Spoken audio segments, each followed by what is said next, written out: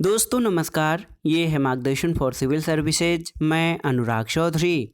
दोस्तों समसामयिक घटना चक्र दृष्टि 2023 करंट अफेयर्स वार्षिकी के अंतर्गत इस वीडियो में प्रस्तुत है महत्वपूर्ण अंतर्राष्ट्रीय घटनाओं का वार्षिक संकलन। इसमें हम अंतर्राष्ट्रीय संबंध तथा अंतर्राष्ट्रीय घटनाओं से संबंधित इंपॉर्टेंट प्रश्नों को कवर करेंगे, जो विशेषकर यूपीपीसीएस प्रारंभिक परीक्षा 2023 और वीडियो एग्जाम के लिए बहुत ही उपयोगी है। तो आइए शुरू करते हैं घटना चक्र दृष्टि 2023 के अंतर्गत अंतर्राष्ट्रीय घटनाओं की वार्षिकी। सबसे पहले आइए भारत जापान संबंध से संबंधित महत्वपूर्ण तथ्यों को जानते हैं। दोस्तों 20-21 मार्च 2023 के मध्य जापान के प्रधानमंत्री फूमियो किशिदा भारत की आधिकारिक यात्रा पर रहे थे। तो याद रखिएगा, जापान के प्रधानमंत्री फूमियो किशिदा की भारत यात्रा 20 से 21 मार्च 2023 के बीच रही और श्री किशिदा की ये भारत की अनौपचारिक यात्रा थी और ये भारत जापान के मध्य वर्ष 2006 से आयोजित किए जा रहे वार्षिक द्विपक्षीय शिखर सम्मेलन यानी एनुअल बाइलेटरल समिट का भाग नहीं थी। और आप जान लीजिए कि 14वां भारत जापान शिखर सम्मेलन मार्च 2022 में आयोजित किया गया था। बहुत ही महत्वपूर्ण है। मार्च 2022 में दोस्तों भारत और जापान के बीच 14वां भारत जापान वार्षिक शिखर सम्मेलन आयोजित किया गया था और 2022 में भारत जापान राजनयिक संबंधों यानी डिप्लोमेटिक रिलेशंस की स्थापना की 70वीं वर्षगांठ मनाई गई थी। याद रखिएगा दोस्तों कि 2022 में जो 14वां भारत जापान वार्षिक शिखर सम्मेलन आयोजित किया गया था, उसमें भारत जापान राजनयिक संबंधों की 70वीं वर्षगांठ मनाई गई थी।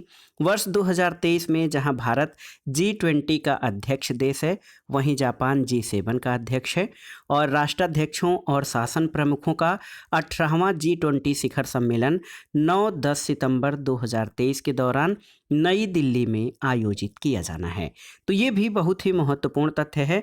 आप जान लीजिए कि विभिन्न देशों यानी G20 के देशों के राष्ट्राध्यक्षों और शासन प्रमुखों का 18वां G20 शिखर सम्मेलन भारत के नई दिल्ली में 9-10 सितंबर 2023 के दौरान आयोजित होगा और G7 शिखर सम्मेलन 2023 19 से 21 मई 2023 के मध्य हिरोशिमा जापान में आयोजित किया जाएगा। और इस यात्रा के दौरान वर्ष 2023 को भारत जापान पर्यटन वर्ष के रूप में मनाने की घोषणा की गई है। तो याद रखिएगा 20 से 21 मार्च 2023 के बीच जापान के प्रधानमंत्री फूमियो किशिदा की भारत यात्रा थी और ये भारत यात्रा अनौपचारिक यात्रा थी और ये वार्षिक द्विपक्षीय शिखर सम्मेलन का भाग नहीं थी।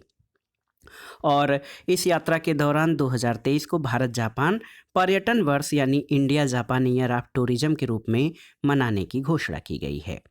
अब आइए भारत और ऑस्ट्रेलिया के बीच जो संबंध हैं उनके बारे में जान लेते हैं। दोस्तों 8 से 11 मार्च 2023 के मध्य ऑस्ट्रेलिया के प्रधानमंत्री एंथनी अल्बनीज ने भारत की राजकीय यात्रा संपन्न की और मई 2022 में ऑस्ट्रेलिया के प्रधानमंत्री पद ग्रहण करने के बाद श्री अल्बनीज की ये भारत की पहली आधिकारिक यात्रा थी। 8 मार्च 2023 को होली के दिन श्री अल्बनीज अपनी भारत यात्रा पर अहमदाबाद गुजरात पहुंचे थे। तो ये भी महत्वपूर्ण है। ऑस्ट्रेलिया के प्रधानमंत्री अपनी भारत यात्रा के दौरान 8 मार्च को पहले कहाँ पहुँचे तो अहमदाबाद गुजरात में पहुंचे थे और 9 मार्च 2023 को श्री अल्बनीज प्रधानमंत्री नरेंद्र मोदी के साथ अहमदाबाद के नरेंद्र मोदी स्टेडियम में भारत और ऑस्ट्रेलिया के मध्य खेले गए बॉर्डर गावस्कर ट्रॉफी के चौथे और अंतिम टेस्ट मैच के दौरान भी उपस्थित रहे थे। 9 मार्च 2023 को ही श्री अल्बनीज ने मुंबई का दौरा किया और 10 मार्च 2023 को दोनों देशों के प्रधानमंत्रियों के मध्य नई दिल्ली में प्रथम भारत ऑस्ट्रेलिया वार्षिक शिखर सम्मेलन आयोजित किया गया। तो आप जान लीजिए ऑस्ट्रेलिया के प्रधानमंत्री एंथोनी अल्बनीज की भारत यात्रा के दौरान 10 मार्च 2023 को पहले भारत ऑस्ट्रेलिया वार्षिक शिखर सम्मेलन का आयोजन कहां पर नई दिल्ली में किया गया है। और इस यात्रा के दौरान दोनों देशों के बीच 4 दस्तावेजों का आदान प्रदान किया गया था। और ये दस्तावेज कौन से हैं तो जान लीजिए। इसमें तो ऑडियो विजुअल सह उत्पादन समझौता, खेलों में सहयोग पर समझौता, नवाचार में सहयोग बढ़ाने पर समझौता, और इसमें भारत के अटल इनोवेशन मिशन और ऑस्ट्रेलिया के राष्ट्रमंडल वैज्ञानिक और औद्योगिक अनुसंधान संगठन के मध्य आशय पत्र का आदान प्रदान हुआ। और इसके अलावा 2 कार्यबलों जैसे सोलर टास्क फोर्स और हरित हाइड्रोजन टास्क फोर्स की स्थापना पर भी इसमें इन दस्तावेजों में आदान प्रदान किया गया था। भारत और ऑस्ट्रेलिया के नवाचार पारितंत्रों के एक साथ लाने के उद्देश्य से भारत ऑस्ट्रेलिया नवाचार और प्रौद्योगिकी चुनौती यानी IA इंडिया ऑस्ट्रेलिया ITC यानी इनोवेशन एंड टेक्नोलॉजी चैलेंजेस की घोषणा की गई। और दोस्तों 1 मार्च 2023 को 15 दिवसीय प्रथम जनरल रावत भारत ऑस्ट्रेलिया युवा अधिकारी रक्षा विनिमय कार्यक्रम आरंभ हुआ था।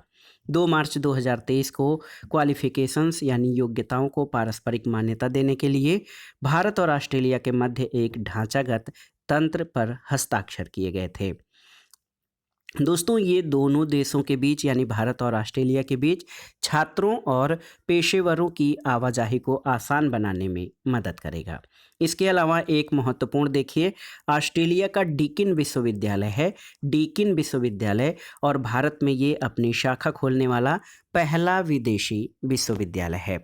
3 मार्च 2023 याद रखिएगा दोस्तों, 3 मार्च 2023 को ऑस्ट्रेलिया के डीकिन विश्वविद्यालय को भारत में अपनी अंतर्राष्ट्रीय शाखा खोलने की मंजूरी मिली है।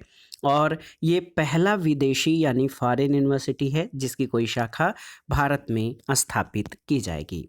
डीकिन विश्वविद्यालय गिफ्ट सिटी गांधीनगर गुजरात में अपने अंतर्राष्ट्रीय शाखा परिसर की स्थापना करेगा। और इसकी स्थापना के लिए मंजूरी अंतर्राष्ट्रीय वित्तीय सेवा केंद्र यानी IFSCA द्वारा प्रदान की गई है। अक्टूबर 2022 में IFSCA ने अंतर्राष्ट्रीय वित्तीय सेवा केंद्र प्राधिकरण, अंतर्राष्ट्रीय शाखा परिसरों और अपतटीय शिक्षा केंद्रों की स्थापना और संचालन विनिमय 2022 को अधिसूचित किया था। तो याद रखिएगा दोस्तों, सबसे महत्वपूर्ण है डीकिन विश्वविद्यालय भारत में अपनी शाखा खोलने वाला पहला विदेशी विश्वविद्यालय होगा। और ये शाखा जो है गांधीनगर गुजरात में खुलेगी। भारत ऑस्ट्रेलिया ECTA क्या है तो आप जान लीजिए, Bharat Australia economic cooperation and trade agreement. तो ये है भारत ऑस्ट्रेलिया ECTA। इसके बारे में जान लीजिए। 29 दिसंबर 2022 को भारत ऑस्ट्रेलिया आर्थिक सहयोग और व्यापार समझौता लागू हुआ। और ये समझौता 2 अप्रैल 2022 को आर्थिक सहयोग और व्यापार समझौता जो है हस्ताक्षरित हुआ था। भारत ने वर्ष 2022 के दौरान 2 व्यापार समझौतों को प्रभावी बनाने का अद्वितीय गौरव हासिल किया है। और भारत ऑस्ट्रेलिया ECTA से पूर्व 1 मई 2022 को भारत UAE CEPA यानी कम्प्रिहेंसिव इकोनॉमिक पार्टनरशिप एग्रीमेंट लागू हुआ था। यह 1 दशक से अधिक की अवधि के बाद किसी विकसित देश के साथ भारत का पहला व्यापार समझौता है। और इससे पूर्व भारत ने 2011 में जापान के साथ कम्प्रिहेंसिव इकोनॉमिक पार्टनरशिप एग्रीमेंट हस्ताक्षरित किया था। और ECTA के लागू होने पर सभी टैरिफ लाइनों पर शून्य सीमा शुल्क के साथ भारतीय वस्तुओं को ऑस्ट्रेलियाई बाजार तक पहुंच प्राप्त होगी। मूल्य के संदर्भ में 90% ऑस्ट्रेलियाई निर्यात को भारतीय बाजार में शुल्क मुक्त पहुंच प्राप्त होगी। और ECTA के तहत ऑस्ट्रेलिया भारतीय छात्रों को 4 वर्ष तक की अवधि का पढ़ाई का उपरांत कार्य वीज़ा उपलब्ध कराएगा। और इससे ऑस्ट्रेलिया में अध्ययनरत 1 लाख से अधिक भारतीय छात्रों को लाभ मिलेगा।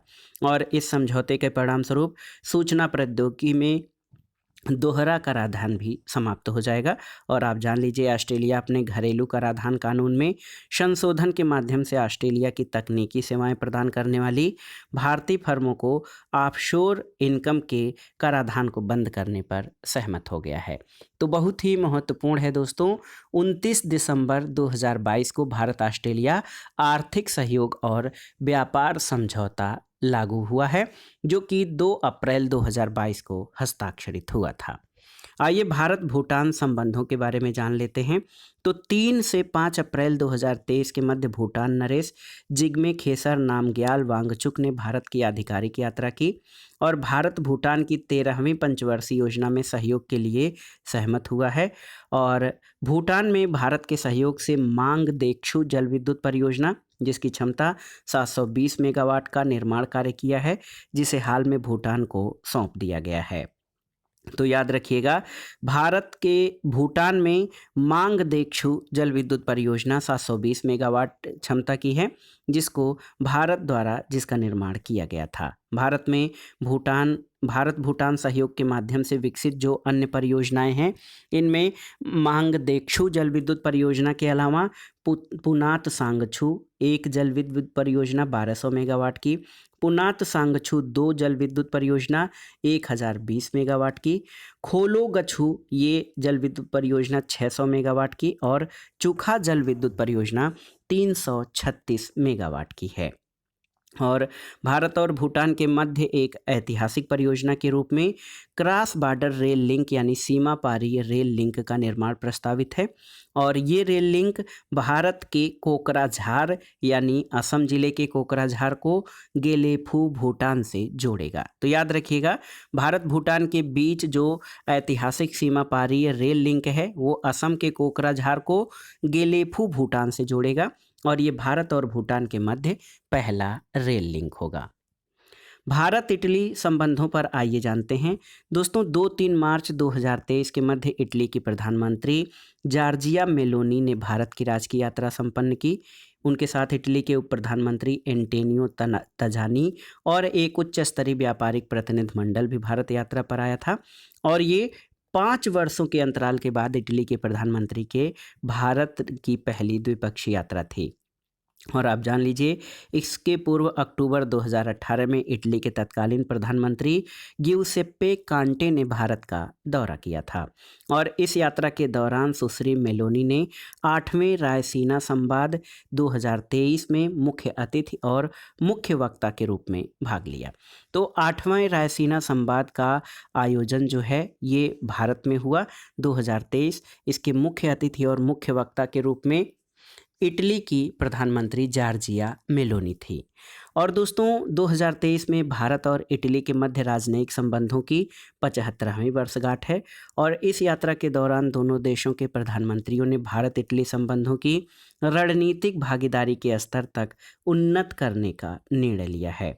इस यात्रा के दौरान जो कुछ महत्वपूर्ण परिणाम हुए उसमें विज्ञान प्रौद्योगिकी और अकादमिक स्तंभ के अंतर्गत इटली भारत प्रशांत सामुद्रिक पहल, प्रवासन और गतिशीलता पर आशय की घोषणा, भारत इटली स्टार्टअप ब्रिज की घोषणा, रविंद्र भारती विश्वविद्यालय कोलकाता और कोलकाता स्थित इटली के वाणिज्य दूतावास के बीच MOU। तो बहुत ही महत्वपूर्ण है भारत इटली संबंध। अब आइए भारत जर्मनी संबंधों की बात करते हैं। तो 25 से 26 फरवरी 2023 के बीच जर्मनी के चांसलर ओलाफ सोल्ज ने भारत की राजकीय यात्रा संपन्न की। 25 फरवरी को वो नई दिल्ली पहुंचने के बाद 26 फरवरी 2023 को उन्होंने बंगलुरु का दौरा किया। और वर्तमान भूमिका यानी जर्मन चांसलर में श्री सोल्ज की ये पहली भारत यात्रा थी। और इसके पूर्व वे वर्ष 2012 में हैम्बर्ग शहर के मेयर के रूप में भारत आए थे। और साथ ही 2011 में द्विवार्षिक अंतर सरकारी परामर्श तंत्र के शुरू होने के बाद से किसी जर्मन चांसलर की ये पहली यात्रा थी। इस यात्रा के दौरान दोनों देशों ने इनोवेशन और प्रौद्योगिकी पर सहयोग में वृद्धि के लिए एक विजन वक्तव्य पर जो है सहमति व्यक्त की है। तो ये था दोस्तों भारत जर्मनी संबंध। आप जान लीजिए कि भारत जर्मनी संबंध में सबसे महत्वपूर्ण तथ्य क्या हो सकते हैं। तो आप जान लीजिए, भारत और जर्मनी संबंध में ये जर्मनी के चांसलर ओलाफ सोल्ज की ये जो है चांसलर के रूप में पहली भारत यात्रा थी। भारत और मिस्र संबंधों के बारे में जानते हैं। तो 24 से 27 फरवरी 2023 के मध्य मिस्र के राष्ट्रपति अब्देल फतेह अल सीसी ने भारत की राजकीय यात्रा संपन्न की थी। और भारत की ये दूसरी राजकीय यात्रा थी उनकी। इसके पूर्व सीसी अक्टूबर 2015 में तीसरे भारत अफ्रीका फोरम समिट में भाग लेने के लिए सितंबर 2016 में राजकीय यात्रा पर भारत आए थे। इसके अलावा दोस्तों आप जान लीजिए 26 जनवरी 2023 को भारत के 74वें गणतंत्र दिवस के अवसर पर श्री सीसी मुख्य अतिथि के रूप में उपस्थित रहे। ये पहला अवसर था जब गणतंत्र दिवस के अवसर पर मिस्र के राष्ट्रपति को मुख्य अतिथि के रूप में जो है आमंत्रित किया गया और मिस्र के सेना की एक सैन्य टुकड़ी ने भी गणतंत्र दिवस परेड में भाग लिया। उल्लेखनीय है कि 2023 में भारत और मिस्र के बीच राजनयिक संबंधों की स्थापना के 75 वर्ष पूरे हुए हैं। 2022-23 में भारत की G20 अध्यक्षता के दौरान मिस्र को अतिथि देश के रूप में आमंत्रित किया गया है और इस यात्रा के दौरान भारत मिस्र संबंधों को रणनीतिक भागीदारी यानी स्ट्रेटेजिक पार्टनरशिप तक उन्नत करने की घोषणा की गई है, जिसमें सामाजिक सुरक्षा, रक्षा और आर्थिक क्षेत्र शामिल हैं। भारत और मिस्र के बीच 5 MOUs पर सहमति व्यक्त की गई। साइबर सुरक्षा, सूचना प्रौद्योगिकी, संस्कृति, युवा मामले और प्रसारण के सहयोग के क्षेत्र में। भारत को सितंबर 2023 में प्रस्तावित मिस्र के 30वां अभ्यास ब्राइट स्टार में भाग लेने के लिए आमंत्रित किया गया है। अब आइए भारत बांग्लादेश संबंधों के बारे में बात करते हैं। तो 5 से 8 सितंबर 2022 के मध्य बांग्लादेश की प्रधानमंत्री शेख हसीना ने भारत की राजकीय यात्रा संपन्न की थी। इस यात्रा के दौरान बांग्लादेश की प्रधानमंत्री ने 8 सितंबर 2022 को अजमेर में सूफी संत ख्वाजा मोइनुद्दीन चिश्ती की दरगाह का दौरा भी किया और यात्रा के दौरान जल शक्ति मंत्रालय भारत सरकार और जल संसाधन मंत्रालय बांग्लादेश सरकार के बीच भारत और बांग्लादेश की सीमा पर बहने वाली नदी कुशियारा से पानी की निकासी पर समझौता ज्ञापन पर हस्ताक्षर किए गए। कुशियारा नदी बराक की शाखा है जो असम से होकर बांग्लादेश में प्रवाहित होती है। दोस्तों इस यात्रा के दौरान दोनों नेताओं द्वारा मैत्री ऊर्जा संबंध की प्रथम इकाई यूनिट 1 का अनावरण किया गया और मैत्री ऊर्जा संयंत्र ये 1320 मेगावाट का सुपर क्रिटिकल कोयला आधारित ताप ऊर्जा संयंत्र है जो बांग्लादेश के खुलना डिवीजन के रामपाल में स्थित है।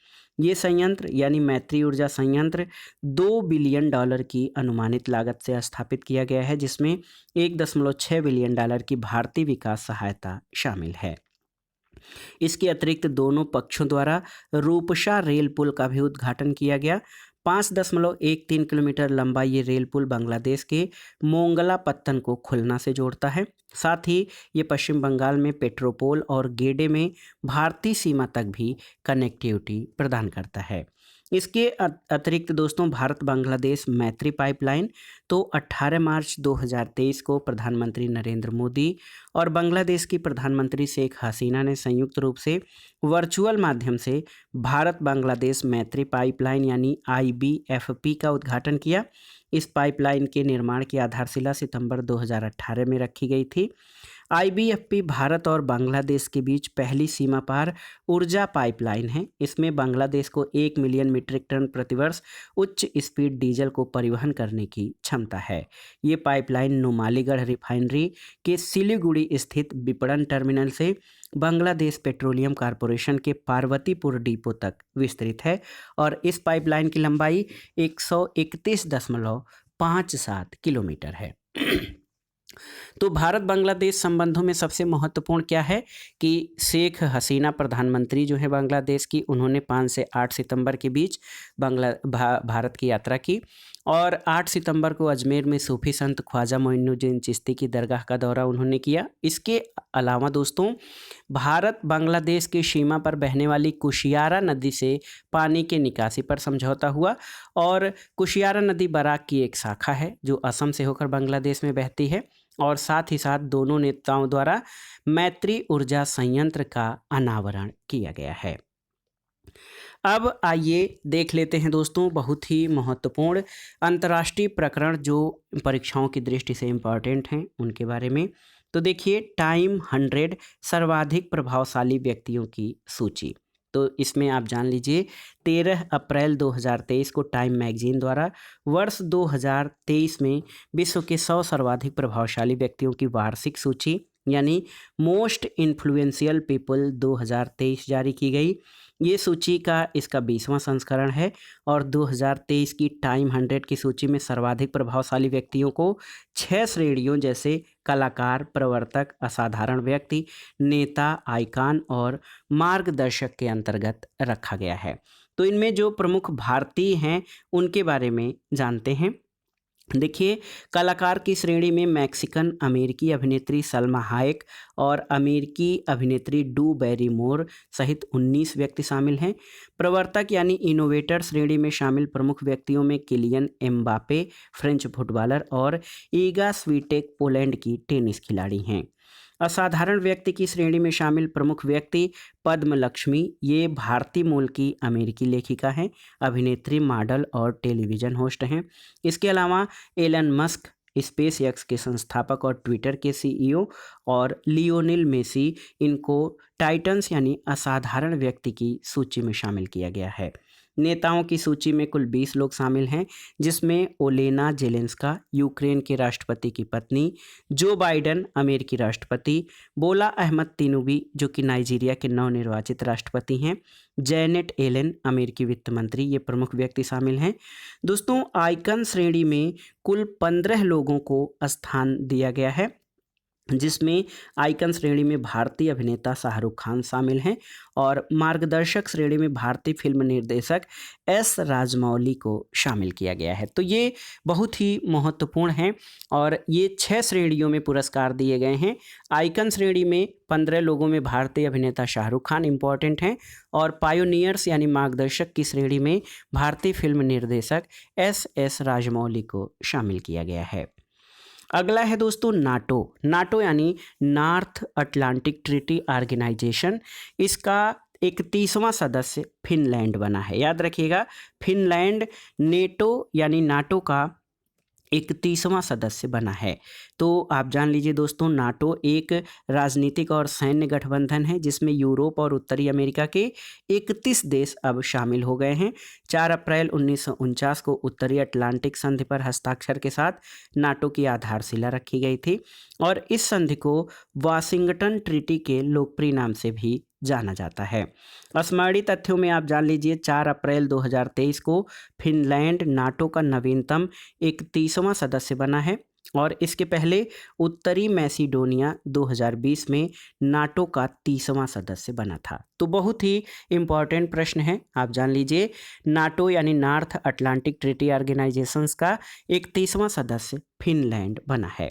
नाटो का मुख्यालय ब्रुसेल्स बेल्जियम में है और अमेरिका को उत्तरी अटलांटिक संधि अंगीकरण से संबंधित दस्तावेज जमा करने के साथ ही फिनलैंड को नाटो की सदस्यता मिल गई है। स्वीडन को भी वाशिंगटन संधि को स्वीकार करने के लिए आमंत्रित किया गया है और निकट भविष्य में वो भी आधिकारिक रूप से नाटो का सदस्य बन सकता है। और 4 भागीदार देशों ने नाटो की सदस्यता के लिए अपनी आकांक्षा घोषित की है। ये हैं बोस्निया और हर्जगोविना, जॉर्जिया, स्वीडन और यूक्रेन। दोस्तों, आप जान लीजिए कि उत्तरी अटलांटिक संधि के अनुच्छेद 10 के अंतर्गत नाटो के सदस्यता को प्राप्त करने संबंधी प्रावधान किए गए हैं। तो महत्वपूर्ण तथ्य ये है कि फिनलैंड नाटो का 31वां सदस्य है। नाटो की स्थापना 4 अप्रैल 1949 को एक सैन्य संगठन के रूप में की गई थी। आइए जानते हैं दोस्तों विश्व प्रसन्नता रिपोर्ट 2023 के बारे में। तो 2012 में पहली बार वर्ल्ड हैप्पीनेस रिपोर्ट जारी की गई थी और विश्व प्रसन्नता रिपोर्ट संयुक्त राष्ट्र पोषण विकास समाधान नेटवर्क का एक प्रकाशन है। इसमें गैलप वर्ल्ड पोल द्वारा जो डेटा है उसका उपयोग किया जाता है। आइए महत्वपूर्ण तथ्यों को जान लेते हैं। 20 मार्च 2023 को संयुक्त राष्ट्र सतत विकास समाधान नेटवर्क यानी UNSDSN द्वारा विश्व प्रसन्नता रिपोर्ट 2023 जारी की गई है और 2023 इस रिपोर्ट का 11वां संस्करण है। और आप जान लीजिए कि इस रिपोर्ट का जो 6 कारकों पर आधारित है, उनमें प्रति व्यक्ति सकल घरेलू उत्पाद, सामाजिक अवलंबन, स्वस्थ जीवन प्रत्याशा, जीवन में विकल्प चुनने की स्वतंत्रता, उदारता और भ्रष्टाचार बोध शामिल है। महत्वपूर्ण तथ्यों को जान लेते हैं कि इस रिपोर्ट में कुल 137 देशों को रैंक दी गई है और रैंकिंग के लिए 2020 से 2022 तक के यानी 3 वर्ष के गैलप वर्ल्ड पोल के डेटा का उपयोग किया गया है। तो और आप जान लीजिए दोस्तों एक और महत्वपूर्ण तथ्य कि 2023 वर्ल्ड हैप्पीनेस रिपोर्ट में लगातार 6वीं बार फिनलैंड को सर्वाधिक प्रसन्न देशों की सूची में पहले स्थान पर रखा गया है और इसका स्कोर 7.804 है।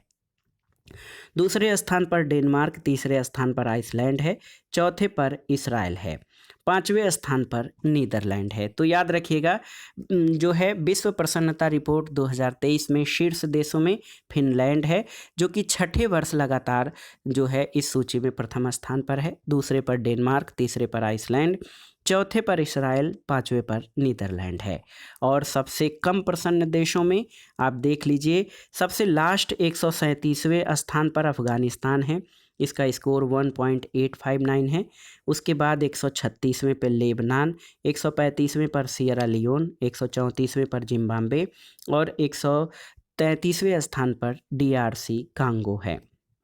और सबसे महत्वपूर्ण आइए देख लेते हैं एक और तथ्य कि विश्व हैप्पीनेस इंडेक्स 2023 में भारत को 126वां स्थान 4.036 के स्कोर से मिला है और 2022 में भारत का 136वां स्थान था, तब इसका स्कोर कम था, लेकिन वर्तमान में 126वां स्थान है वर्ल्ड हैप्पीनेस इंडेक्स में भारत का। तो याद रखिएगा कुछ महत्वपूर्ण तथ्य जान लेते हैं दोस्तों। WHR यानी वर्ल्ड हैप्पीनेस रिपोर्ट में शीर्ष स्थान पर फिनलैंड लगातार 6ठे वर्ष, दूसरे पर डेनमार्क, तीसरे पर आइसलैंड है और सबसे कम प्रसन्न देशों में अंतिम स्थान पर अफगानिस्तान है और भारत की रैंकिंग 126वां है।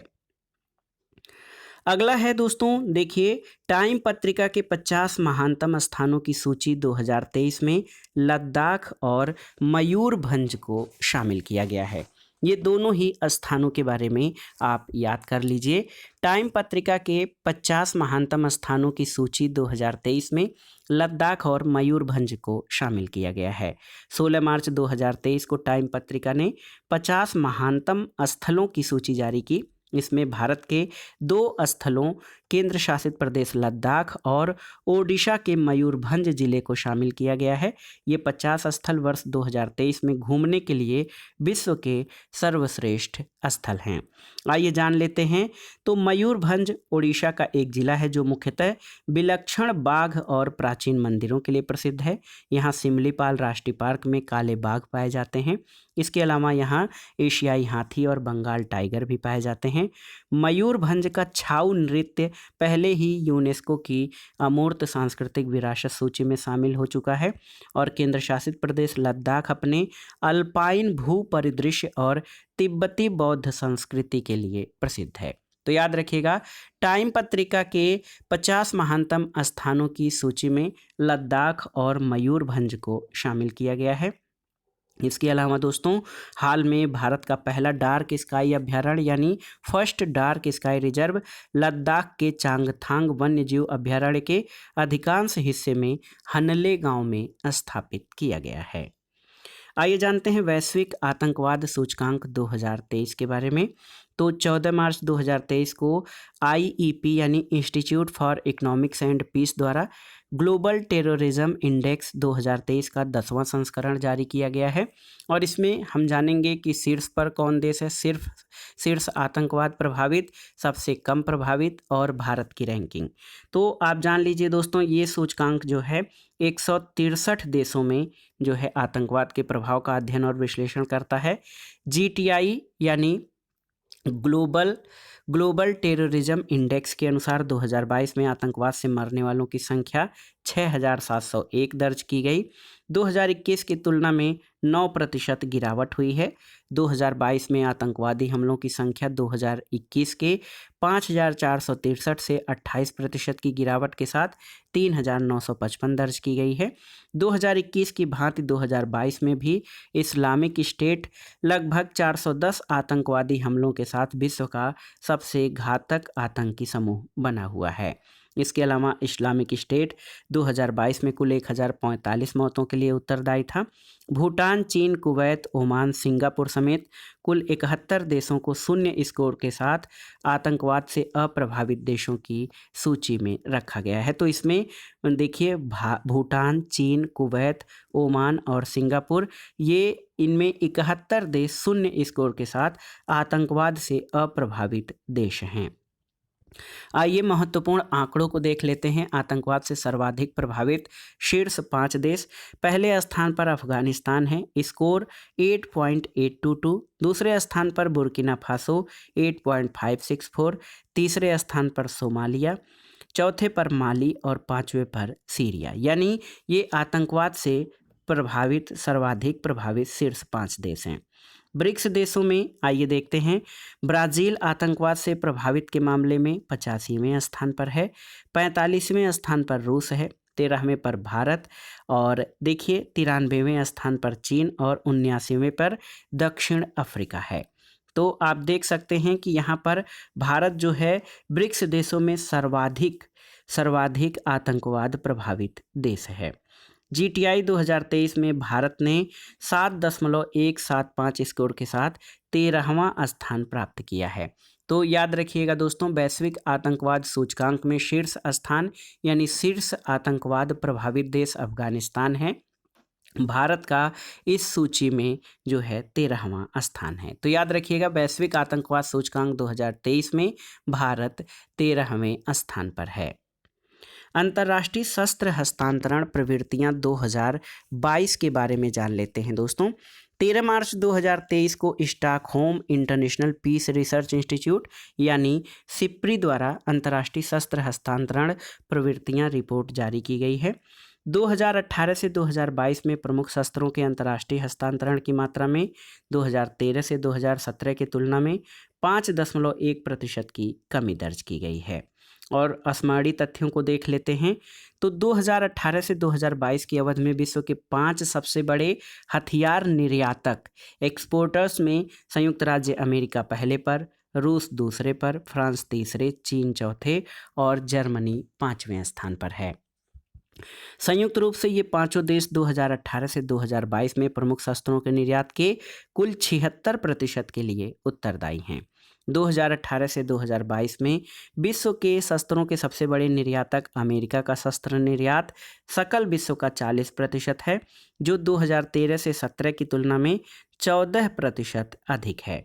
2018 से 2022 की अवधि में विश्व के 5 सबसे बड़े शस्त्र आयातक देशों को जान लेते हैं। भारत शीर्ष पर है, दूसरे पर सऊदी अरब, तीसरे पर कतर, चौथे पर ऑस्ट्रेलिया और 5वें स्थान पर चीन है। और संयुक्त रूप से ये पांचों देश प्रमुख शस्त्रों के आयात का 36% हिस्से के लिए उत्तरदायी हैं। और भारत दुनिया में शस्त्रों का सबसे बड़ा आयातक है। इस नई रिपोर्ट 2018 से 2022 के दौरान 2013 से 17 के मुकाबले में 2018 से 22 में भारत के कुल आयात में 11% की कमी हुई है। और रूस वर्ष 2018 से 22 में विगत वर्ष की भांति भारत का सबसे बड़ा हथियार आपूर्तिकर्ता देश है। भारत के कुल शस्त्र आयात में रूस की हिस्सेदारी 45% है। और 2018 से 22 के दौरान भारत को हथियार आपूर्ति करने वाले देशों में दूसरे स्थान पर फ्रांस और तीसरे स्थान पर अमेरिका है। दोस्तों 2017 से 21 के मध्य भारत जहां शीर्ष 25 शस्त्र निर्यातकों में शामिल था, वहीं 2018 से 22 में इस सूची से बाहर है। रूस, फ्रांस और इजराइल द्वारा किए गए शस्त्र निर्यात के मुख्य प्राप्तकर्ताओं में भारत शीर्ष स्थान पर है। तो सिप्री द्वारा अंतर्राष्ट्रीय शस्त्र हस्तांतरण प्रवृत्तियां 2022 के अनुसार सबसे बड़ा हथियारों का निर्यातक देश अमेरिका है, दूसरे पर रूस, तीसरे पर फ्रांस, चौथे पर चीन है। जबकि आयातक देशों में भारत शस्त्रों का सबसे बड़ा आयातक है, दूसरे स्थान पर सऊदी अरब, तीसरे पर कतर है। अब आइए दोस्तों 95वें ऑस्कर पुरस्कार 2023 के बारे में जानते हैं। ऑस्कर पुरस्कारों को अकादमी पुरस्कार के रूप में जाना जाता है। ये वैश्विक फिल्म उद्योग से जुड़े कलाकारों और तकनीशियनों के लिए सर्वोत्कृष्ट फिल्म पुरस्कार है। प्रथम ऑस्कर पुरस्कारों का वितरण 16 मई 1929 को the Hollywood Roosevelt hotel California में किया गया था। और आप जान लीजिए कि ये पुरस्कार प्रतिवर्ष academy of motion pictures arts and sciences द्वारा प्रदान किए जाते हैं। अमेरिकी फिल्म निर्माता Janet Yang academy of motion pictures arts and sciences की वर्तमान अध्यक्ष हैं। अकादमी का मुख्यालय बेवरली हिल्स कैलिफोर्निया संयुक्त राज्य अमेरिका में स्थित है। तो आइए प्रमुख तथ्यों को जान लेते हैं जो परीक्षाओं की दृष्टि से इम्पॉर्टेंट हैं। 12 मार्च 2023 को डाल्बी थिएटर लॉस एंजिल्स में 95वें अकादमी पुरस्कारों की घोषणा की गई।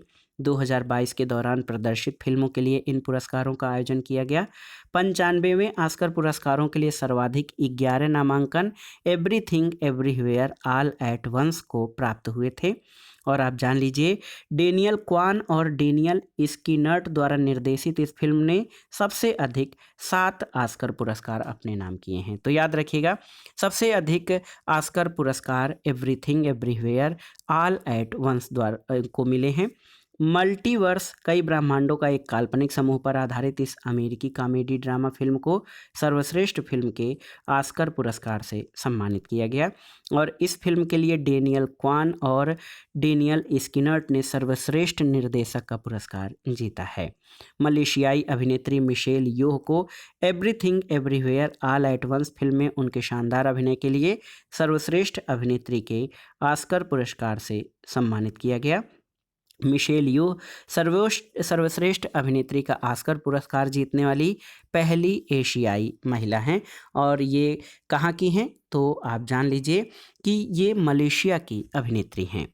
अमेरिकी साइकोलॉजिकल ड्रामा द व्हेल जिसके निर्देशक डैरेन एरोनोफ्स्की हैं, अभिनय के लिए इसमें ब्रेंडन फ्रेजर को सर्वश्रेष्ठ अभिनेता का ऑस्कर मिला है।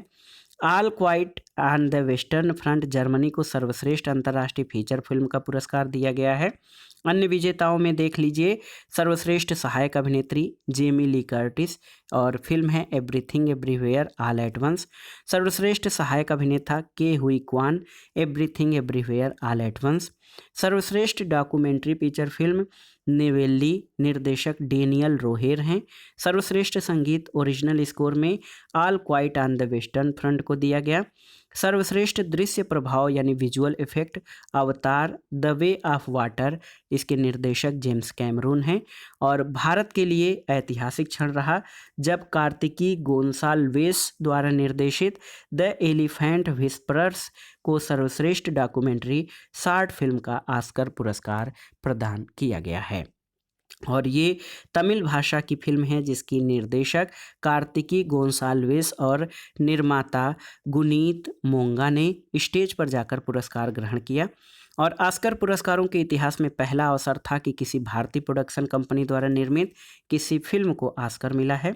द एलिफेंट विस्परर्स की कहानी एक ऐसे आदिवासी जोड़े बोम्मन और बेल्ली की है जो कि मुदुमलाई टाइगर रिजर्व में रहने वाले हाथी के एक अनाथ बच्चे रघु को गोद लेते हैं और उसे पाल पोस कर बड़ा करते हैं। भारत के लिए ऑस्कर पुरस्कारों में एक ऐतिहासिक क्षण तब आया जब एस राजमौली द्वारा निर्देशित तेलुगु फिल्म RRR के गीत नाटू नाटू को सर्वश्रेष्ठ संगीत यानी ओरिजिनल सॉन्ग श्रेणी का ऑस्कर पुरस्कार दिया गया था। नाटू नाटू गीत के संगीतकार MM कीरावानी और गीतकार चंद्र बोस ने स्टेज पर जाकर पुरस्कार लिया। इस गीत के गायक राहुल सिपलीगंज और काल भैरव हैं। नाटू नाटू किसी भी भारतीय फिल्म से सर्वश्रेष्ठ मौलिक गीत का ऑस्कर जीतने वाला पहला गीत है। तेलुगु भाषा का ये गीत प्रसिद्ध अभिनेता रामचरण और जूनियर NTR पर फिल्माया गया है। और 80वें गोल्डन ग्लोब अवार्ड्स 2023 में भी बेस्ट सॉन्ग मोशन पिक्चर की श्रेणी में नाटू नाटू को विजेता घोषित किया गया था। दोस्तों भारतीय फिल्म निर्माता शौनक सेन द्वारा निर्देशित documentary All That Breathes documentary feature film श्रेणी में शॉर्ट लिस्ट अंतिम 5 फिल्मों में शामिल रही, लेकिन ये ऑस्कर पुरस्कार जीतने से चूक गई।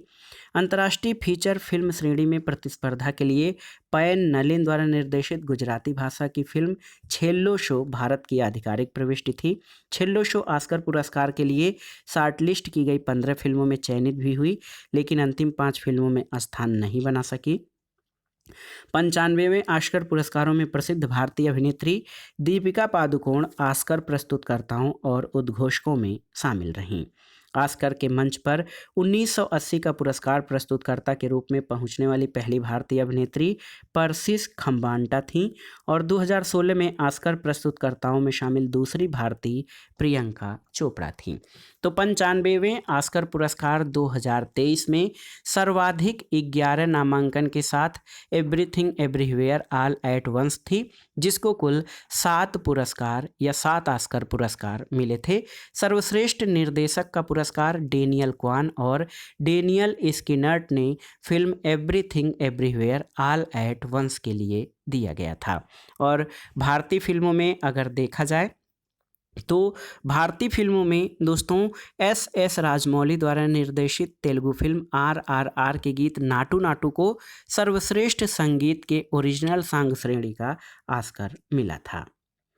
आइए एक महत्वपूर्ण अंतर्राष्ट्रीय सूचकांक लेगाटम समृद्धि सूचकांक 2023 के बारे में जान लेते हैं।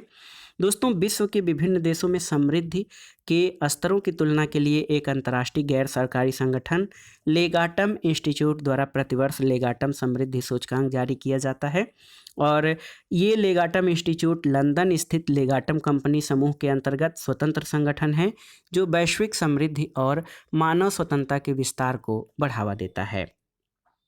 27 फरवरी 2023 को लेगाटम इंस्टीट्यूट द्वारा लेगाटम समृद्धि सूचकांक 2023 जारी किया गया और ये इस सूचकांक का 16वां संस्करण है। 8 क्षेत्रों के 167 देशों को इसमें रैंक दी गई है और 167 देश विश्व की 99.4% आबादी को समाहित करते हैं। समृद्धि सूचकांक जो है वो 3 कार्य क्षेत्रों 12 स्तंभों 67 तत्वों और 300 संकेतकों पर आधारित थे। समृद्धि यानी प्रॉस्पेरिटी के 12 स्तंभों में देखिए रक्षा सुरक्षा, व्यक्तिगत स्वतंत्रता, प्रशासन, सामाजिक पूंजी, निवेश परिवेश, उद्यम स्थिति और संरचना, बाजार पहुंच, आर्थिक गुणवत्ता, रहन सहन की स्थिति, स्वास्थ्य, शिक्षा और प्राकृतिक पर्यावरण शामिल हैं। लेगाटम समृद्धि सूचकांक 2023 के देशों के बारे में जान लेते हैं दोस्तों, इम्पॉर्टेंट है। इसमें जो सबसे महत्वपूर्ण जो है ये है कि लेगाटम समृद्धि सूचकांक में डेनमार्क जो है वो शीर्ष स्थान पर, जबकि दक्षिणी सूडान अंतिम 167वें रैंक पर है। पहली रैंक डेनमार्क को है, दूसरे स्थान पर स्वीडन, तीसरे पर नॉर्वे और चौथे पर फिनलैंड है। 5वें स्थान पर इसमें स्विट्जरलैंड है। लेगाटम समृद्धि सूचकांक 2023 में भारत को 103वां स्थान मिला है 167 देशों की सूची में, जबकि 2022 में इसे 100वां स्थान मिला था। इस सूची में वर्ष 2023 में पश्चिम यूरोप विश्व का सर्वाधिक समृद्ध क्षेत्र बना है। आर्थिक स्वतंत्रता सूचकांक 2023 के बारे में जानते हैं तो आप जान लीजिए दोस्तों, सबसे पहले 1995 में आर्थिक स्वतंत्रता सूचकांक का प्रकाशन हुआ था जिसको इंडेक्स ऑफ इकोनॉमिक फ्रीडम कहते हैं। इसका प्रकाशन वाशिंगटन डीसी स्थित think tank the heritage foundation द्वारा किया जाता है और इसके तहत विश्व के देशों की आर्थिक स्वतंत्रता का मापन 4 व्यापक नीतिगत क्षेत्रों में 12 मात्रात्मक और गुणात्मक घटकों के आधार पर किया जाता है। इसमें विधि नियम, संपत्ति का अधिकार, सरकारी सत्यनिष्ठा, न्यायिक प्रभावशीलता, सरकार का आकार, नियामक दक्षता और खुले बाजार जैसे व्यापार स्वतंत्रता, निवेश स्वतंत्रता, वित्तीय स्वतंत्रता आदि शामिल है। 27 फरवरी 2023 को आर्थिक स्वतंत्रता सूचकांक 2023 जारी किया गया। ये सूचकांक 29वां संस्करण है और इसमें विश्व के 184 स्वायत्त देशों की आर्थिक नीतियों और स्थितियों का तुलनात्मक अध्ययन प्रस्तुत किया गया था।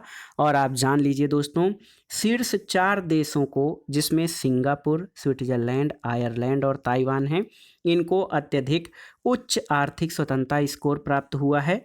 इन्हें आर्थिक रूप से स्वतंत्र की श्रेणी में और दोस्तों 65 अर्थव्यवस्थाओं को प्रायः गैर स्वतंत्र श्रेणी में रखा गया है और भारत, ब्राज़ील और रूस जैसी अर्थव्यवस्थाएं गैर स्वतंत्र श्रेणी में शामिल हैं।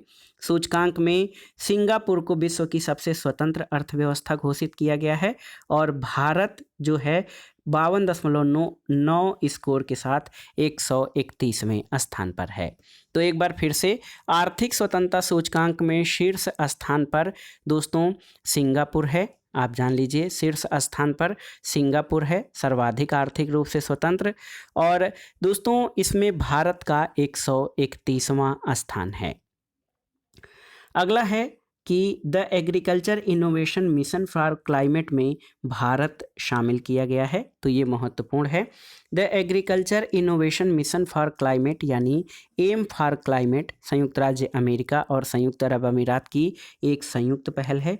इस पहल की शुरुआत ग्लासगो यूके में संयुक्त राष्ट्र जलवायु परिवर्तन सम्मेलन COP26 के दौरान नवंबर 2021 में की गई थी और 5 वर्षों में AM4C यानी एम फॉर क्लाइमेट यानी ये 5 वर्षों के मध्य जलवायु स्मार्ट कृषि और खाद्य प्रणालियों में नवाचार के लिए निवेश और समर्थन को बढ़ाना चाहता है ताकि भागीदारों को एकजुट करके जलवायु परिवर्तन और वैश्विक भूख की जो समस्या है उससे निपटारा पाया जा सके। देखिए 22 फरवरी 2023 को भारत एक आशय पत्र पर हस्ताक्षर करके इसमें शामिल हुआ। भारत अबू धाबी में आयोजित I2U2 समूह के पहले बिजनेस फोरम के दौरान M4C में शामिल हुआ है। वर्तमान में M4C यानी agriculture innovation mission for climate में कुल 47 देश हैं और इस पहल पर वैश्विक स्तर पर 8 बिलियन अमेरिकी डॉलर से अधिक का निवेश सफलतापूर्वक प्राप्त हुआ है और 8 से 10 मई 2023 के मध्य agriculture innovation mission for climate summit America की मेज़बानी में वाशिंगटन DC में आयोजित किया गया था। तो एक महत्वपूर्ण बात यह है कि M4C में भारत शामिल किया गया है। अंतर्राष्ट्रीय बौद्धिक संपदा सूचकांक 2023 के बारे में जानते हैं। तो दोस्तों अंतर्राष्ट्रीय बौद्धिक संपदा सूचकांक जो है ये अमेरिकी वाणिज्यिक संगठन US चैम्बर्स ऑफ कॉमर्स से संबंधित ग्लोबल इनोवेशन पॉलिसी सेंटर द्वारा जो है जारी किया जाता है और ये 2012 से लगातार जारी किया गया है। इसमें विभिन्न 50 संकेतकों के आधार पर 55 देशों में बौद्धिक संपदा यानी इंटेलेक्चुअल प्रॉपर्टी और संरचना का मूल्यांकन किया गया है। और आप जान लीजिए दोस्तों ये फरवरी 2023 में बौद्धिक संपदा सूचकांक 2023 जारी किया गया है। वार्षिक रूप से जारी किया जाने वाला ये जो सूचकांक है इसका 11वां संस्करण था। आइए इसमें रैंकिंग देख लेते हैं दोस्तों। अंतर्राष्ट्रीय बौद्धिक संपदा सूचकांक 2023 में शीर्ष 3 देशों में पहले स्थान पर संयुक्त राज्य अमेरिका 95.48% के स्कोर के साथ, दूसरे स्थान पर यूनाइटेड किंगडम 94.14 स्कोर के साथ और तीसरे पर फ्रांस है 93.12% स्कोर के साथ। अंतर्राष्ट्रीय बौद्धिक संपदा सूचकांक में अंतिम 3 देशों में अंतिम स्थान पर 55वें स्थान पर वेनेजुएला है, 54वें पर रूस और 53वें स्थान पर अल्जीरिया है। और भारत तो अंतर्राष्ट्रीय बौद्धिक संपदा सूचकांक 2023 में 55 देशों की सूची में भारत 42वें स्थान पर है। इसका स्कोर 38.64% है और क्षेत्रीय दृष्टि से भारत एशिया में 15 देशों की सूची में 12वें स्थान पर है। इसमें भारत को निम्न मध्यम आय वाली अर्थव्यवस्था की श्रेणी में शामिल किया गया है। अब आइए देखते हैं दोस्तों बहुत ही महत्वपूर्ण भ्रष्टाचार बोध सूचकांक। तो याद कर लेते हैं पहले अंतर्राष्ट्रीय बौद्धिक संपदा सूचकांक में भारत का कौन सा स्थान है। तो भारत का दोस्तों 55 देशों की सूची में 42वां स्थान है। अंतर्राष्ट्रीय बौद्धिक संपदा सूचकांक में शीर्ष स्थान पर संयुक्त राज्य अमेरिका और अंतिम 55वें स्थान पर वेनेजुएला है। तो आइए भ्रष्टाचार बोध सूचकांक यानी करप्शन परसेप्शन इंडेक्स के बारे में जान लेते हैं। ये सूचकांक ट्रांसपेरेंसी इंटरनेशनल द्वारा जारी किया जाता है जिसका सचिवालय बर्लिन में स्थित है। और दोस्तों ये विभिन्न देशों के क्षेत्रों को वहाँ पर व्याप्त भ्रष्टाचार के आधार पर रैंकिंग देता है। 2022 में 13 सर्वेक्षणों और विशेषज्ञ मूल्यांकनों के आधार पर 180 देशों और क्षेत्रों को सार्वजनिक क्षेत्र में व्याप्त भ्रष्टाचार के स्तरों के अनुरूप रैंकिंग दी गई है। और इस सूचकांक में 0 से 100 अंकों तक विस्तारित पैमाने का प्रयोग किया गया है। 0 का अर्थ इसमें सर्वाधिक भ्रष्ट और 100 का अर्थ सर्वाधिक ईमानदार होता है। तो भ्रष्टाचार बोध सूचकांक जो है ट्रांसपेरेंसी इंटरनेशनल बर्लिन जर्मनी के द्वारा जारी किया जाता है। महत्वपूर्ण तथ्यों को जान लेते हैं। 31 जनवरी 2023 को ट्रांसपेरेंसी इंटरनेशनल द्वारा भ्रष्टाचार बोध सूचकांक 2022 जारी किया गया और ये 28वां संस्करण है इस रिपोर्ट का। और सूची में दोस्तों डेनमार्क 90 के स्कोर के साथ शीर्ष स्थान पर है, जबकि सोमालिया 12 के स्कोर के साथ सबसे निचले पायदान पर है। भ्रष्टाचार बोध सूचकांक में सबसे कम भ्रष्टाचार वाले देशों के बारे में जानते हैं। डेनमार्क ये है सबसे कम भ्रष्ट देश यानी सर्वाधिक ईमानदार, इसका स्कोर 90 है। दूसरे स्थान पर फिनलैंड है 87 के स्कोर के साथ और तीसरे स्थान पर न्यूजीलैंड 87 के स्कोर के साथ है। तो सबसे कम भ्रष्टाचार डेनमार्क, फिनलैंड और न्यूजीलैंड में है। और इसी तरह सर्वाधिक भ्रष्टाचार वाले 3 देशों में सबसे भ्रष्ट सोमालिया है और इसकी रैंक 180 है, स्कोर केवल 12 है। सीरिया जो है 178वें स्थान पर 13 रैंक के साथ और दक्षिणी सूडान 178वें स्थान पर है। भारत दोस्तों भ्रष्टाचार बोध सूचकांक में 40 अंकों के साथ 85वें स्थान पर है। तो भ्रष्टाचार सूचकांक दोस्तों आप जान लीजिए कि ये 180 देशों का सूचकांक है, इसमें भारत का स्थान 85वां है। और 2021 के सूचकांक में भी भारत को 40 अंकों के साथ 50वीं रैंक मिली थी। तो 2022 में भारत की रैंकिंग में कोई बदलाव नहीं हुआ है। और ब्रिक्स देशों की रैंकिंग में भारत के अतिरिक्त दक्षिण अफ्रीका 72वें, ब्राज़ील 94वें, रूस 137वें और चीन 65वें स्थान पर स्थित है। अब आइए देखते हैं दोस्तों, भारत वासेनार व्यवस्था का अध्यक्ष बना है। वासेनार व्यवस्था क्या है? तो ये जो है बहुपक्षीय स्वैच्छिक निर्यात नियंत्रण व्यवस्था है वासेनार, आप इसके बारे में जानते भी होंगे। इसका अध्यक्ष बना है भारत के लिए ये बहुत ही महत्व की बात है। ये पारंपरिक हथियारों और दोहरे उपयोग वाली वस्तुओं और तकनीकों के हस्तांतरण की निगरानी रखता है। वासेनार नाम द हेग नीदरलैंड में स्थित एक उपनगर के नाम से लिया गया है, जहां ये समझौता 1995 में हस्ताक्षरित हुआ था। इस व्यवस्था की औपचारिक शुरुआत 1996 में हुई थी और वासेनार का जो सचिवालय है वियना, ऑस्ट्रिया में है। इस व्यवस्था में कुल 42 सदस्य हैं। 2017 में भारत इस व्यवस्था का सदस्य बना था और संयुक्त राष्ट्र के 4 अस्थायी सदस्य रूस, अमेरिका, फ्रांस और यूके इस व्यवस्था के सदस्य हैं। चीन इसमें शामिल नहीं है और भारत इसी वासेनार व्यवस्था का अध्यक्ष बना है। 1 जनवरी 2023 को भारत ने आधिकारिक तौर पर वासेनार व्यवस्था के पूर्ण सत्र की अध्यक्षता ग्रहण की है। 30 नवंबर से 1 दिसंबर 2022 के मध्य वियना में वासेनार व्यवस्था की 26वीं वार्षिक पूर्व बैठक का आयोजन किया गया और इस बैठक में भारत को वासेनार व्यवस्था की अध्यक्षता सौंपी गई। अध्यक्ष के रूप में भारत का कार्यकाल 1 वर्ष 1 जनवरी 2023 से 31 दिसंबर 2023 तक है।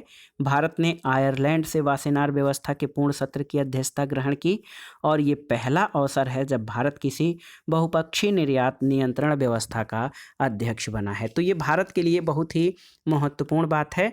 भारत वासेनार व्यवस्था का अध्यक्ष 1 जनवरी 2023 को बनाया गया है। अब आइए अगला देखते हैं दोस्तों, अन्य कुछ बहुपक्षीय निर्यात नियंत्रण व्यवस्थाओं के बारे में जान लेते हैं। एक है जांगर समिति, इसे एनपीटी निर्यातक समिति यानी एनपीटी एक्सपोर्टर्स कमेटी के नाम से जाना जाता है। इसमें 39 सदस्य हैं, भारत इसका सदस्य नहीं है, तो भारत जांगर समिति का सदस्य नहीं है। एनएसजी यानी न्यूक्लियर सप्लायर्स ग्रुप, ये परमाणु आपूर्तिकर्ता देशों का समूह है। इसकी स्थापना 1948 में हुई थी। वर्तमान में इसके 48 सदस्य हैं। ऑस्ट्रेलिया समूह, ये विश्व के देशों का अनौपचारिक मंच है। इसकी स्थापना 1985 में हुई। 2018 में भारत इस समूह का सदस्य बना और इसके कुल सदस्यों की संख्या 43 है। इसके अलावा मिसाइल प्रौद्योगिकी नियंत्रण व्यवस्था यानी एमटीसीआर, इसकी स्थापना 1987 में हुई थी और 2016 में भारत इस समूह का सदस्य बना था। वर्तमान में इसके सदस्यों की कुल संख्या 35 है। अब आइए एक और महत्वपूर्ण सूचकांक के बारे में जानते हैं। मानव स्वतंत्रता सूचकांक यानी ह्यूमन फ्रीडम इंडेक्स। दोस्तों ह्यूमन फ्रीडम इंडेक्स इसमें वैयक्तिक, नागरिक और आर्थिक स्वतंत्रता के आधार पर विश्व में मानव स्वतंत्रता की स्थिति को प्रस्तुत किया जाता है। मानव स्वतंत्रता जो रिपोर्ट है दोस्तों, मानव स्वतंत्रता सूचकांक, ये वाशिंगटन डीसी की संस्था कैटो इंस्टीट्यूट और कनाडा के फ्रेजर इंस्टीट्यूट द्वारा जारी की जाती है। ये इसका 8वां संस्करण है और 2022 में वर्ष 2020 के उपलब्ध आंकड़ों के आधार पर 165 देशों को शामिल किया गया है। आइए देखते हैं मानव स्वतंत्रता सूचकांक के शीर्ष 30 देश। तो 3 देश पहले स्थान पर स्विट्जरलैंड 8.94 स्कोर के साथ, दूसरे स्थान पर न्यूजीलैंड 8.75 स्कोर और तीसरे स्थान पर एस्टोनिया है। और मानव स्वतंत्रता सूचकांक में अगर जो हम शीर्ष 10 दक्षिण एशियाई देशों की बात करें तो इसमें सिंगापुर की क्षेत्रीय रैंकिंग 1 है, वैश्विक रैंकिंग 44 है। तिमोर लेस्ते की क्षेत्रीय रैंकिंग 2 है, वैश्विक 65 है। मलेशिया तीसरे स्थान पर है, वैश्विक रैंकिंग 82 के साथ। नेपाल दोस्तों जो है ह्यूमन फ्रीडम इंडेक्स में जो है दक्षिण एशिया में चौथे स्थान पर है, 84 रैंक के साथ। इंडोनेशिया 5वें पर 85 रैंक के साथ। भूटान 6ठे पर 86 स्कोर है, 86 रैंक है। और फिलीपींस 7वें स्थान पर 103 स्कोर है, 103 रैंक है वैश्विक। थाईलैंड यहाँ क्षेत्रीय रूप में 8वें स्थान पर है, 104 रैंक है। श्रीलंका का क्षेत्रीय रैंक 9 है, वैश्विक 110 है। और भारत आप देखिए 10वें स्कोर पर है, 112 वैश्विक स्कोर के साथ। तो मानव स्वतंत्रता सूचकांक 165 देशों की सूची में शीर्ष स्थान पर स्विट्जरलैंड है, जबकि भारत का स्थान 112वां है।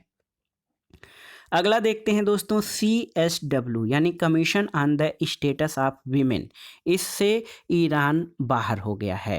दोस्तों लैंगिक समानता को बढ़ावा देने और महिलाओं के सशक्तिकरण के विशेष रूप से समर्थित एक प्रमुख वैश्विक अंतर सरकारी निकाय है CSW यानी commission on the status of women. इसकी स्थापना 1946 में की गई थी। ये संयुक्त राष्ट्र आर्थिक और सामाजिक परिषद का एक कार्यात्मक आयोग है और संयुक्त राष्ट्र के 45 सदस्य राष्ट्र जो हैं ये commission on the status of women के सदस्य हैं और 45 सदस्य राष्ट्रों में से प्रत्येक का एक प्रतिनिधि इस आयोग में शामिल होता है, जिसका चुनाव आर्थिक और सामाजिक परिषद द्वारा समान भौगोलिक वितरण के आधार पर किया जाता है। चुनाव 4 वर्ष की अवधि के लिए किया जाता है। भारत भी CSW का सदस्य है, जिसका कार्यकाल वर्ष 2025 तक है। 14 दिसंबर 2022 को संयुक्त राष्ट्र आर्थिक और सामाजिक विकास ने ईरान को शेष कार्यकाल के लिए महिलाओं की स्थिति पर संयुक्त राष्ट्र आयोग से बाहर करने का प्रस्ताव किया। CSW में ईरान का कार्यकाल 2022 से 2026 तक था। उसे शेष कार्यकाल के लिए तत्काल प्रभाव से इस आयोग से बाहर किया गया है और संयुक्त राज्य अमेरिका द्वारा प्रस्तुत प्रस्ताव के पक्ष में 29 देशों ने मतदान किया। प्रस्ताव के विपक्ष में 8 देश बोलीविया, चीन, कजाकिस्तान, निकारागुआ, नाइजीरिया, ओमान, रूस और जिम्बाब्वे ने मतदान किया था। भारत सहित 16 देशों ने इस मतदान में भाग नहीं लिया था। और आप जान लीजिए कि सितंबर 2022 में 22 वर्षीय ईरानी महिला महसा अमानी को मोरालिटी पुलिस द्वारा हिरासत में लिया गया था। उन पर सरकारी मानकों के अनुसार हिजाब न पहनने का आरोप लगाया गया। हिरासत में उन्हें पीटा गया, जिसके फलस्वरूप अमीनी की मृत्यु हो गई थी और इस घटना के फलस्वरूप ईरान में व्यापक स्तर पर विरोध प्रदर्शन हुए थे। इन प्रदर्शनों को दबाने के लिए ईरान की पुलिस ने क्रूर कार्रवाई की और इसी के परिणामस्वरूप ईरान को commissions on the status of women यानी जो है महिलाओं की स्थिति पर आयोग से बाहर किया गया है। अब आइए एक महत्वपूर्ण विश्व प्रतिभा रैंकिंग यानी वर्ल्ड टैलेंट रैंकिंग, इसके बारे में जान लेते हैं कि जो है शीर्ष स्थान प्राप्तकर्ता देश और भारत की स्थिति। सबसे पहले जानते हैं विश्व प्रतिभा रैंकिंग का प्रकाशन कौन करता है। इंस्टीट्यूट फॉर मैनेजमेंट डेवलपमेंट के द्वारा किया जाता है, IMD के द्वारा। 2013 से ये प्रतिवर्ष इसका प्रकाशन किया जाता है। इसमें किसी देश के अपने घरेलू प्रतिभाओं के कौशल और योग्यता को विकसित करने की क्षमता का मूल्यांकन किया जाता है और साथ ही साथ अंतर्राष्ट्रीय प्रतिभाओं को आकर्षित करने के साथ स्थानीय प्रतिभाओं को देश में रोक कर रखने की क्षमता का भी आकलन किया जाता है। 8 दिसंबर 2022 को IMD वर्ल्ड कम्पिटिटिवनेस सेंटर द्वारा विश्व प्रतिभा रैंकिंग 2022 जारी की गई और ये 9वां संस्करण है। विश्व प्रतिभा रैंकिंग 2022 में प्रति व्यक्ति मध्यम और उच्च आय वाली 63 अर्थव्यवस्थाओं को शामिल किया गया है और विश्व प्रतिभा रैंकिंग 2022 में शीर्ष स्थान पर स्विट्जरलैंड है, इसका स्कोर 100 है। स्वीडन दूसरे स्थान पर 88.65 स्कोर और आइसलैंड तीसरे स्थान पर है 85.69 स्कोर के साथ। भारत की रैंकिंग क्या है? तो दोस्तों विश्व प्रतिभा रैंकिंग में भारत जो है 63 देशों की सूची में 52वें स्थान पर है और एक महत्वपूर्ण तथ्य ये है कि इस 63 देशों की सूची में स्विट्जरलैंड लगातार 6वें वर्ष प्रतिभाओं को आकर्षित बनाए रखने में पहले स्थान पर रहा है। एशिया प्रशांत क्षेत्र के देशों की रैंकिंग में सिंगापुर को पहला स्थान मिला है जबकि भारत 12वें स्थान पर है, लेकिन समग्र रैंकिंग में विश्व प्रतिभा रैंकिंग में भारत 52वें स्थान यानी 52nd रैंक पर है। और भारत की रैंकिंग का तुलनात्मक अध्ययन देखते हैं।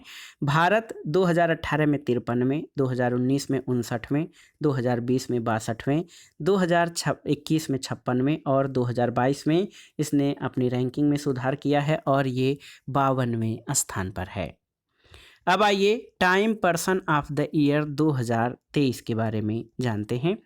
7 दिसंबर 2022 को अमेरिका की प्रतिष्ठित अंतर्राष्ट्रीय पत्रिका टाइम द्वारा 2022 के time person of the year की घोषणा की गई और यूक्रेन के राष्ट्रपति वोलोडिमिर जेलेंस्की और यूक्रेन की भावना यानी स्पिरिट ऑफ यूक्रेन को 2022 का time person of the year घोषित किया गया है।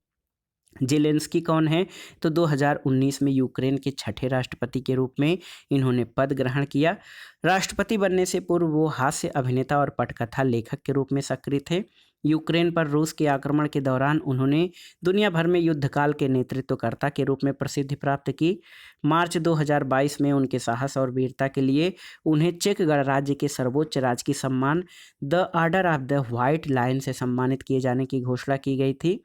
और जुलाई 2022 में पोलैंड के जीवाश्म विज्ञानियों के एक समूह ने 150 मिलियन वर्ष पुराने फेदर स्टार के जीवाश्म के नामकरण वोलोडिमिर जेलेंस्की के नाम पर जो है आसिचिकनेटिस जेलेंस्की करने की घोषणा की थी। और फेदर स्टार समुद्री जीवों की एक विलुप्त प्रजाति है। दोस्तों दिसंबर 2022 में फाइनेंशियल टाइम्स ने भी वोलोडिमिर जेलेंस्की को पर्सन ऑफ द ईयर 2022 घोषित किया था।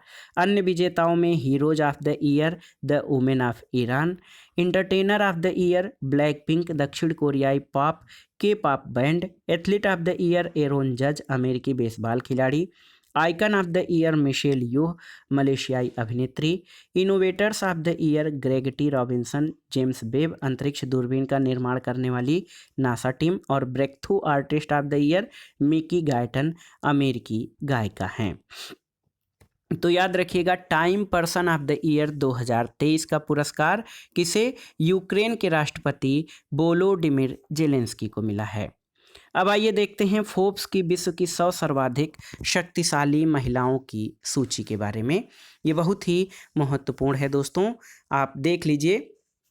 फोर्ब्स द्वारा विश्व की 100 सर्वाधिक जो शक्तिशाली महिलाओं की सूची है उसके बारे में जानते हैं।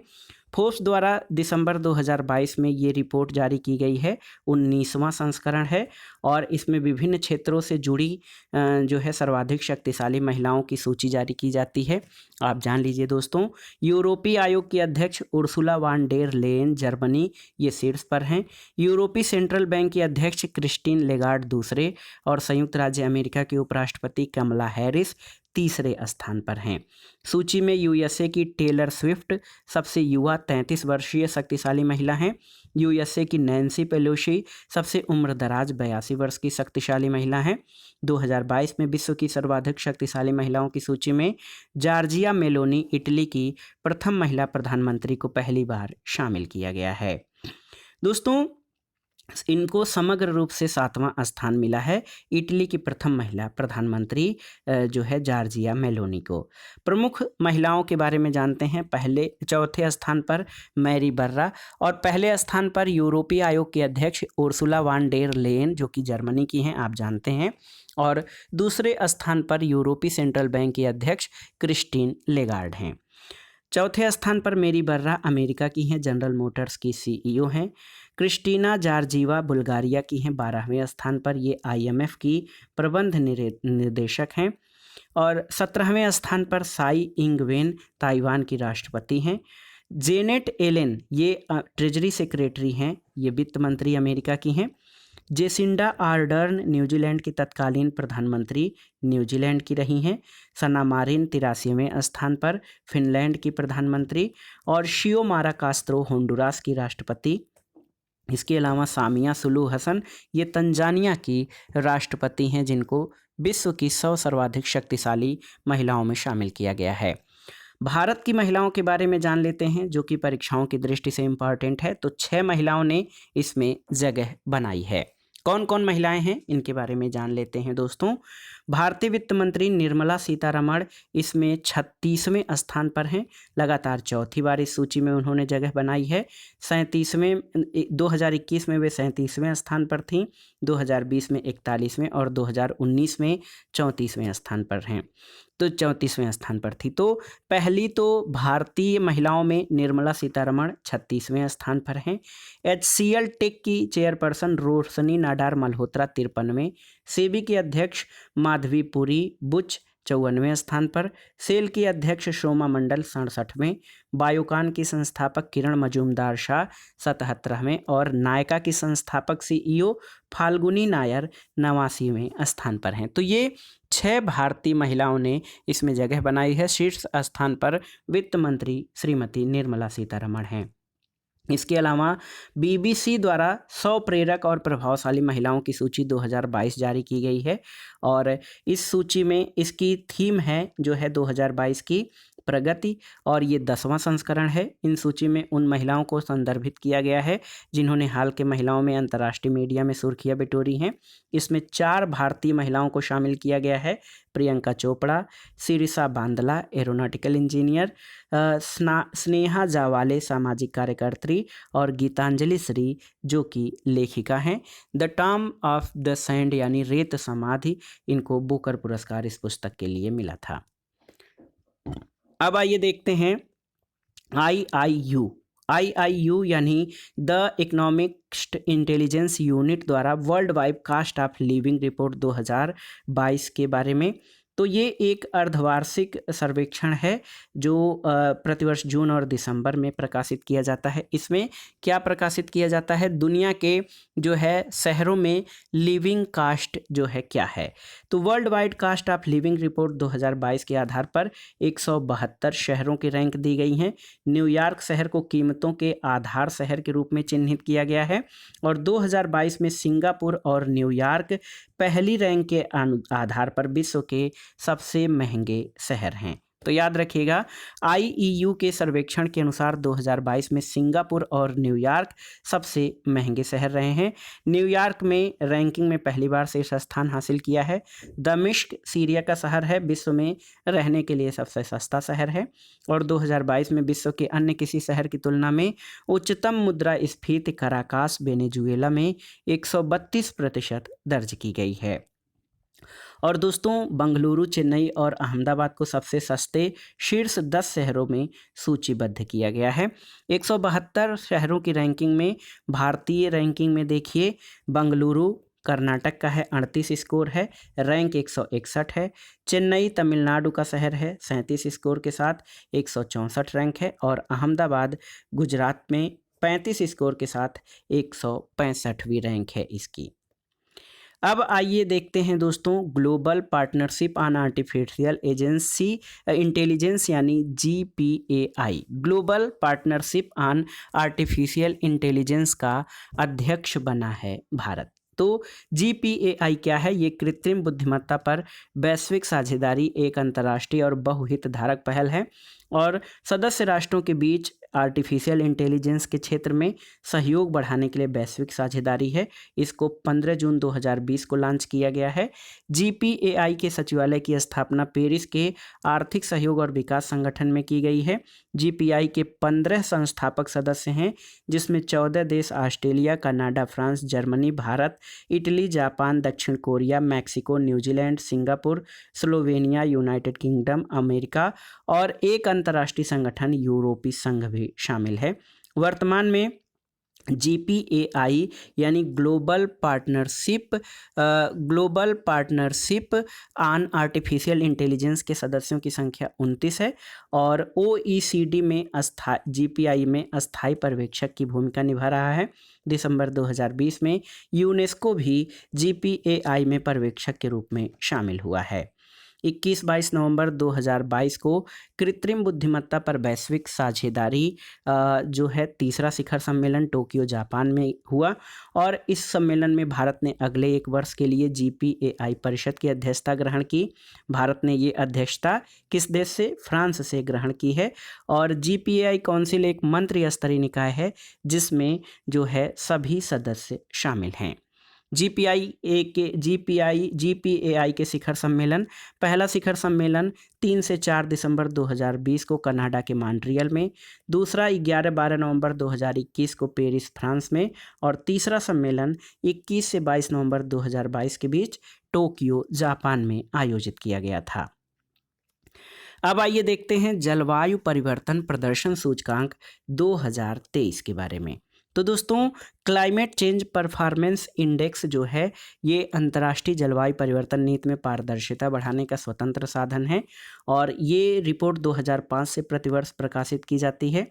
इसमें जो है इस सूचकांक में 59 देश और एक संगठन यूरोपीय संघ के जलवायु संरक्षण प्रदर्शन मूल्यांकन का जो है अध्ययन किया जाता है। 14 संकेतकों में 4 श्रेणियों के आधार पर रिपोर्ट या आधार पर ये जो रैंक जारी की जाती है। इसमें ग्रीन हाउस गैस उत्सर्जन, नवीकरणीय ऊर्जा, ऊर्जा उपभोग और जलवायु नीति शामिल है। इसमें महत्वपूर्ण तथ्य जान लीजिए कि 14 नवंबर 2022 को COP27 के दौरान German watch, climate action network और न्यू क्लाइमेट इंस्टीट्यूट संयुक्त रूप से जलवायु प्रदर्शन सूचकांक 2023 जारी किया गया है। ये 18वां संस्करण है और CCPI 2023 में शीर्ष 3 देशों में कोई भी अपना स्थान नहीं बना सका है। जलवायु परिवर्तन प्रदर्शन सूचकांक में 3 देशों में कोई भी स्थान नहीं है, क्योंकि कोई स्थान इसलिए नहीं दिया गया क्योंकि पेरिस समझौते के लागू होने के बाद भी किसी देश के द्वारा जलवायु परिवर्तन के खतरनाक प्रभावों की रोकथाम के लिए पर्याप्त कदम नहीं उठाए गए हैं। कोई भी देश वैश्विक तापन को 1.5 डिग्री सेल्सियस की सीमा के अंतर्गत रखने के मार्ग पर अग्रसर नहीं है। किसी भी देश को अत्यधिक उच्च रेटिंग प्राप्त नहीं हुई है। डेनमार्क ने CCPI 2023 में सर्वोच्च रैंक वाले देश के रूप में समग्र रूप से 4था स्थान हासिल किया है और ईरान जो है इसको सूची में अंतिम स्थान मिला है। शीर्ष देशों में आप जान लीजिए, सबसे पहले रैंकिंग इसकी 4थी है क्योंकि 3 देशों में किसी भी देश को स्थान नहीं दिया गया है। चौथे स्थान पर डेनमार्क है 79.61 के स्कोर के साथ, 5वें पर स्वीडन 83.28 के स्कोर के साथ, चिली 6ठे स्थान पर, 7वें पर मोरक्को और 8वें स्थान पर भारत है। तो जलवायु परिवर्तन प्रदर्शन सूचकांक में भारत की स्थिति बेहतर है। CCPI 2023 ब्रिक्स देशों की सूची में सबसे अच्छी रैंक भारत को है, 8वें स्थान पर भारत है और इसमें ब्रिक्स देशों में ब्राज़ील 38वें स्थान पर, चीन 51वें, दक्षिण अफ्रीका 44वें और रूस 59वें स्थान पर है। दोस्तों, जलवायु परिवर्तन प्रदर्शन सूचकांक 2023 में भारत को 8वां स्थान 67.35 स्कोर के साथ मिला है और भारतवर्ष 2022 की रिपोर्ट में 10वें स्थान पर, 2021 में भी 10वें स्थान पर था। 2023 में इसको अभी तक का अपना श्रेष्ठतम 8वां रैंक मिला है और इस सूचकांक में भारत को जो रैंक मिली है उसमें ग्रीन हाउस गैसों के उत्सर्जन में उच्च रेटिंग, नवीकरणीय ऊर्जा में मध्यम, ऊर्जा उपयोग में उच्च और जलवायु नीति पर मध्यम रैंकिंग मिली है। अब आइए वैश्विक प्रतिभा प्रतिस्पर्धा सूचकांक 2022 के बारे में जान लेते हैं। देखिए, 3 नवंबर 2022 को इनसीड बिजनेस स्कूल और पोर्टुलान्स इंस्टीट्यूट ऑफ ह्यूमन कैपिटल के सहयोग से ग्लोबल टैलेंट कम्पिटिटिवनेस इंडेक्स जारी किया गया। ये 2022 था। इस सूचकांक का जो है 9वां संस्करण है और इसका शीर्षक है the tectonics of talent, is the world drifting towards increased talent inequalities. तो ये वैश्विक प्रतिभा सूचकांक 2022 है। इसमें कुल 133 देशों को शामिल किया गया है। वैश्विक शहर प्रतिभा स्पर्धा सूचकांक यानी global cities talent competitiveness index में कुल 175 देशों को शामिल किया गया है। GTCI 2022 में प्रथम 5 स्थानों पर स्विट्जरलैंड, सिंगापुर, डेनमार्क, संयुक्त राज्य अमेरिका और स्वीडन है, जबकि अंतिम 5 स्थानों पर सबसे लोवेस्ट रैंकिंग चाड को है। कांगो 132वें, इथोपिया 131वें, अंगोला 130वें और माली 129वें स्थान पर है। भारत की रैंकिंग समग्र रैंकिंग 101वें है, 101 रैंकिंग है। इसमें वैश्विक प्रतिभा प्रतिस्पर्धा सूचकांक में 28.90 का स्कोर है और ये निम्न मध्यम आय वर्ग में मध्य और दक्षिणी एशिया के अंतर्गत इसको चौथी रैंकिंग क्षेत्रीय रैंक मिला है। और दोस्तों आप जान लीजिए कि GCTCI 2022 में भारत के 8 शहरों को स्थान मिला है। इसमें बंगलुरु 125वें, मुंबई 135वें, चेन्नई 142वें, पुणे 146वें, हैदराबाद 147वें, दिल्ली 159वें, कोलकाता 162वें और सूरत 169वें स्थान पर है। जबकि GCTCI 2022 में संयुक्त राज्य अमेरिका के सैन फ्रांसिस्को को शीर्ष स्थान मिला है। वहीं बांग्लादेश की राजधानी ढाका को अंतिम 175वां स्थान मिला है। तो याद रखिएगा, वैश्विक प्रतिभा प्रतिस्पर्धा सूचकांक 2022 में शीर्ष स्थान पर 133 देशों में शीर्ष स्थान पर स्विट्जरलैंड है, दूसरे पर सिंगापुर, तीसरे पर डेनमार्क है। अंतिम स्थान पर आप जान लीजिए दोस्तों, अंतिम स्थान पर चाड है 133वें स्थान पर और भारत की रैंकिंग इसमें 101वीं है। तो दोस्तों ये था आज का वीडियो। घटनाचक्र दृष्टि जो करंट अफेयर्स वार्षिकी का संकलन है, इसके अंतर्राष्ट्रीय घटनाओं से हमने प्रमुख अंतर्राष्ट्रीय संबंध और अंतर्राष्ट्रीय घटनाओं से संबंधित प्रश्नों को कवर किया। ये इसका पहला भाग था और ये वीडियो बहुत ही महत्वपूर्ण है आपके करंट अफेयर्स के लिए।